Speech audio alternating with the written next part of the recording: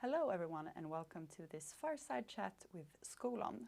My name is Alice Beer. I work as an equity analyst here at ABG, and with me today I have Oliver Lundgren, CEO of Skolon. Welcome here, Oliver. Thank you. And for those listening who are unfamiliar with Skolon, could you briefly explain what it is that you do and the value you bring to your users and your partners? Yes, absolutely. So Skolon is a SaaS edtech company. We provide a platform for teachers and students where they can gather all their educational tools in one place.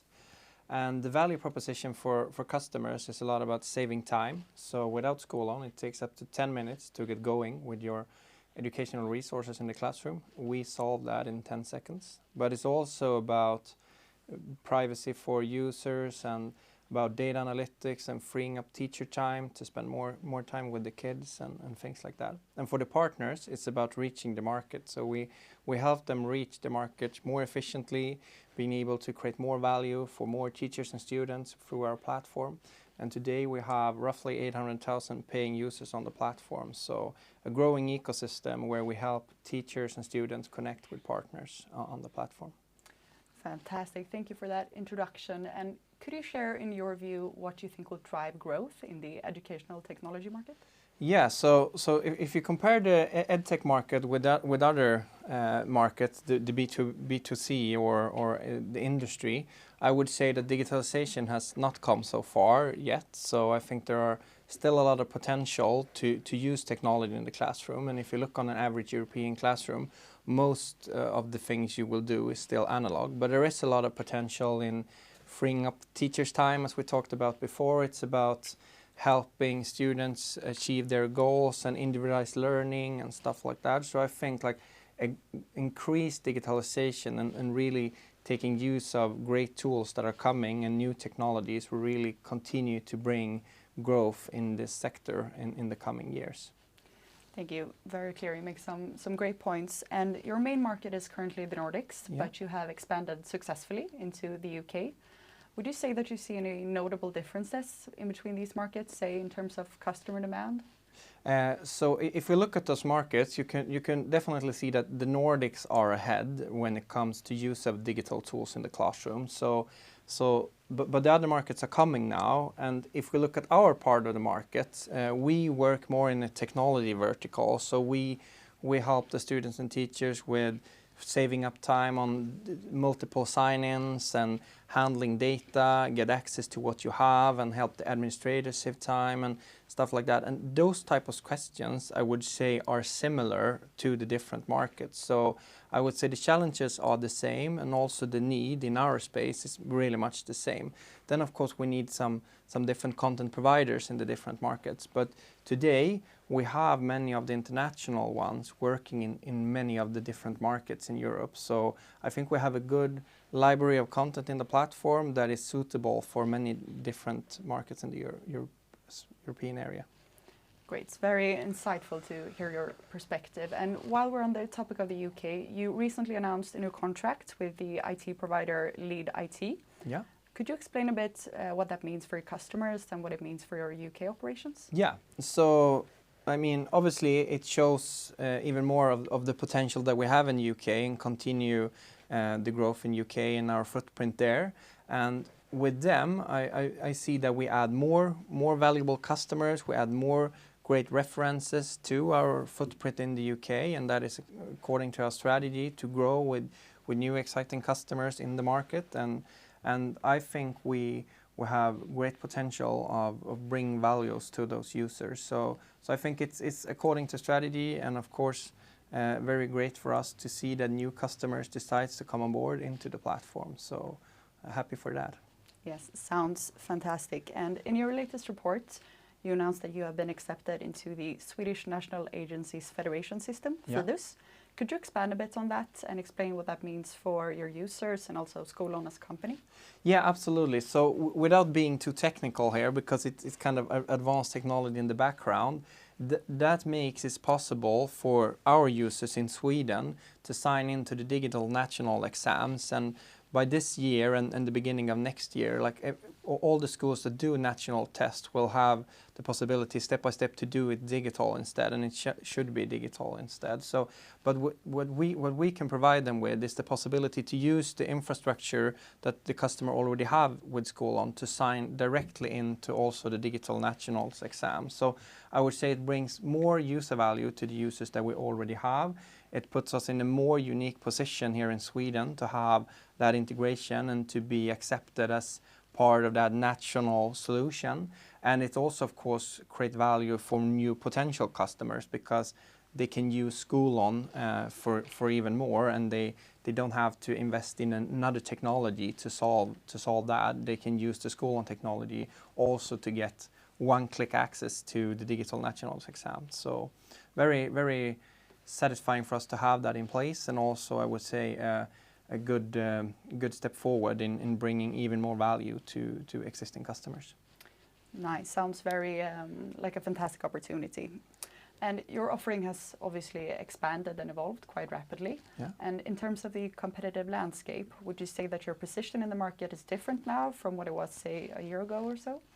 Yeah, I definitely think that I would say step by step over the last years had build a more strengthen our position, especially here in the Nordics, of course, but also I think we have really shown that we have potential outside the Nordics as well. We have a footprint now in the UK, and one thing that I would like to point out is that we now have many of the international content providers that we didn't have like 1 year ago in place in the platform. They have built integrations together with us now. So we have many of the more international edtech tools in place, which is relevant for the market that we already operate in, but also other European markets. So I think we have taken some good steps there. And of course, we have also built a broader platform with more functionality, creating more value, which gives us more opportunity to be competitive. So I think we are in a stronger position now than we were just 1 year ago, if we look at those areas.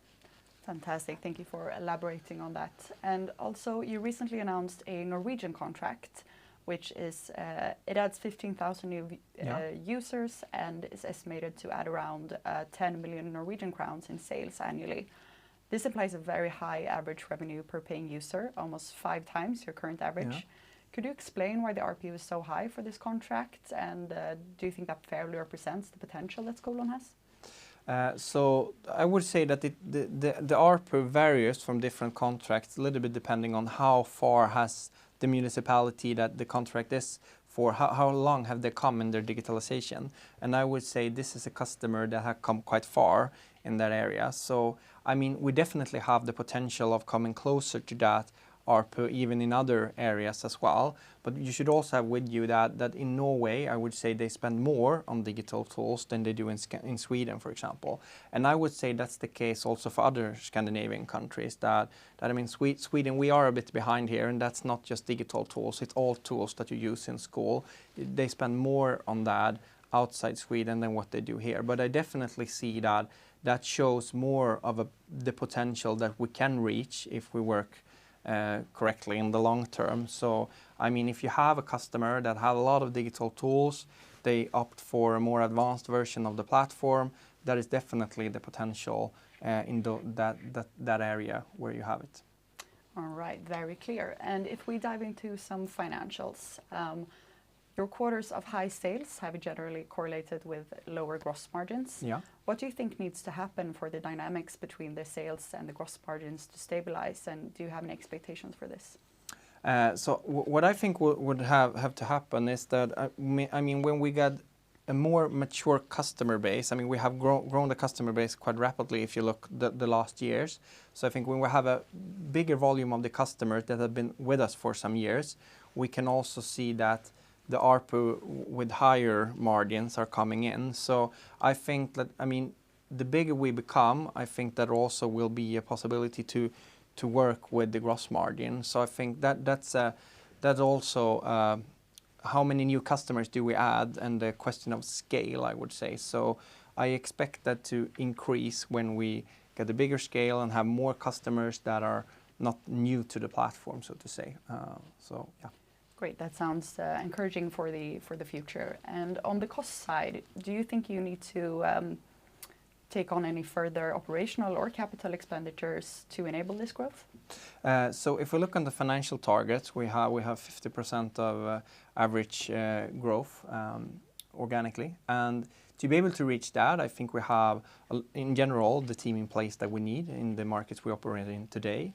Of course, we always evaluate, is there potential to grow faster if we do several different things and so on. But I think we have in general the team in place that we need, and I think we have a great resources and personnel in place. So looking forward to continue that journey, mostly with the team we have in place. So that's the plan.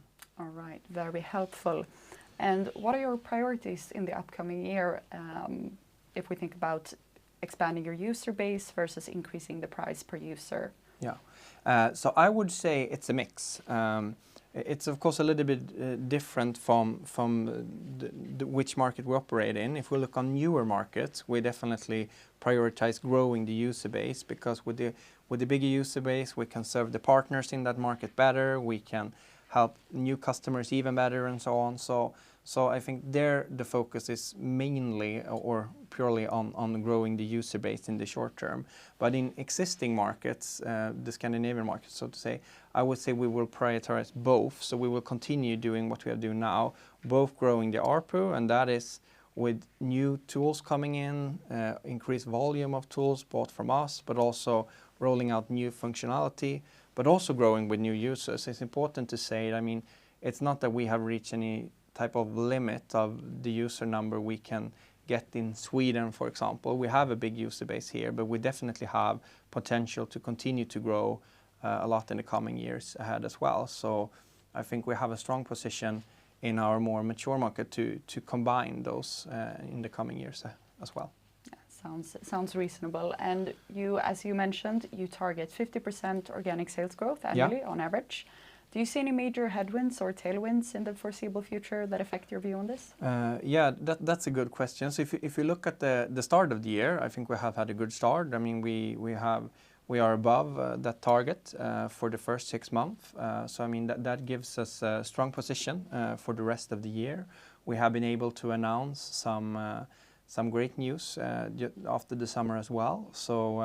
So I'm looking forward to the rest of the year, and I also think that, I mean, we are very focused on continue creating user value, working daily with the customers, the partners, to really create value. And if we continue to do that, I see that we have great opportunities to reach our goals. So looking forward to the rest of the year, absolutely. That sounds great. And speaking of looking forward to the end of the year, if you look a bit further, say 2025, 2026, is there anything there particularly that you are looking forward to now that you can see in your future?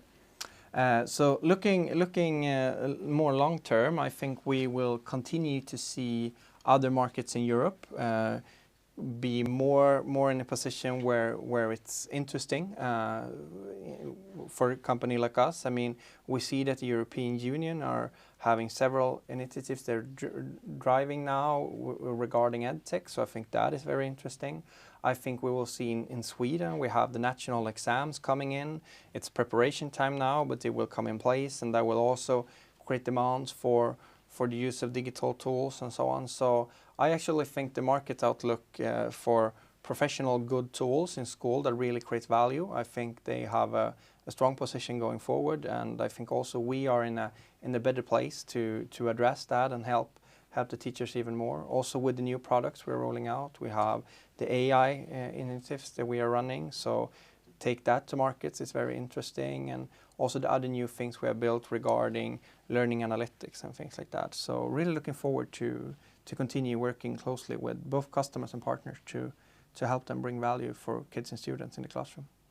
All right, that sounds fantastic. Unfortunately, we are running out of time, but thank you, Oliver, for being here today. Thank you for having me. And thank you for everyone who are listening.